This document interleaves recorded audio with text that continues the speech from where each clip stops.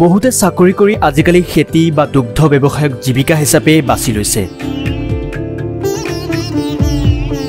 মোটা মাইনৰ এজন যুৱকে চাকৰি এৰি দুগ্ধ ব্যৱসায় আৰম্ভ কৰিছে। অৱশ্যে এই ক্ষেত্ৰত তেওঁ আৰম্ভ কৰিছে গাধৰ গাখীৰৰ ব্যৱসায়। গৰু ম'হৰ গাখীৰ নহয়, হয় আপুনি ঠিকেই শুনিছে। এইজন ব্যক্তিয়ে এই ব্যৱসায় কৰি বৃহৎ লাভৰ মুখো দেখিছে। সাধাৰণতে এই জীৱ জন্তুবোৰ সামগ্ৰী কঢ়িয়াই নিয়াৰ বাবে ব্যৱহাৰ কৰা হয়, কিন্তু বহুতেই নাজানে যে এই জন্তুটো পালন কৰি কোটি কোটি টকা উপাৰ্জন কৰিব পাৰি। যদি এগৰাকী ব্যক্তিয়ে গাখীৰৰ বাবে গাধ এটা ৰাখে তেন্তে কম সময়ৰ ভিতৰতে বহু লাভ কৰিব পাৰিব তেওঁ, কাৰণ আমাৰ দেশত এতিয়া গাধৰ গাখীৰৰ চাহিদা বাঢ়িছে। হয়, এই গাখীৰৰ প্ৰতি লিটাৰৰ দাম শুনি আপুনি আচৰিত হ'ব, কাৰণ প্ৰতি লিটাৰত 50 বা 100 টকা নহয়। গাধৰ গাখীৰৰ দাম প্ৰতি লিটাৰত 5000 টকা।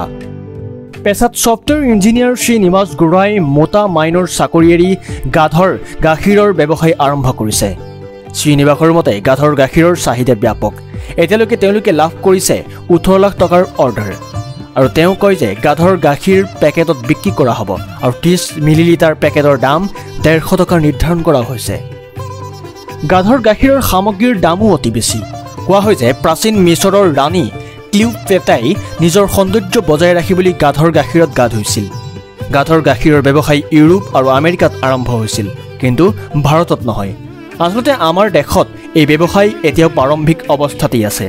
ভাৰতত গাধৰ গাখীৰৰ চাবোন, মইশ্চাৰাইজাৰ আৰু ক্ৰীমৰ চাহিদাও বৃদ্ধি পাইছে।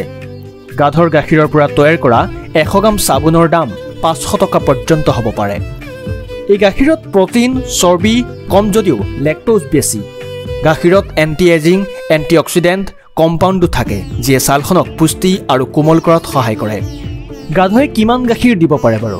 এটা গাধই দিনটোত সৰ্বাধিক 8 লিটাৰ গাখীৰ দিব পাৰে, আৰু গাধৰ ৰক্ষণাবেক্ষণ অনুসৰি গাখীৰৰ পৰিমাণ কম বেছি পৰিমাণে হ'ব পাৰে। ভাৰতত ক্ৰমান্বয়ে হ্ৰাস পাইছে গাধৰ সংখ্যা। 2012 চনৰ পশুধনৰ লোকপিয়ল অনুসৰি দেশত গাধৰ সংখ্যা হৈছে 32 লাখ। ইয়াৰ পিছত 2019 চনৰ লোকপিয়ল অনুসৰি দেশত গাধৰ সংখ্যা 12 লাখলৈ নামি আহিছে।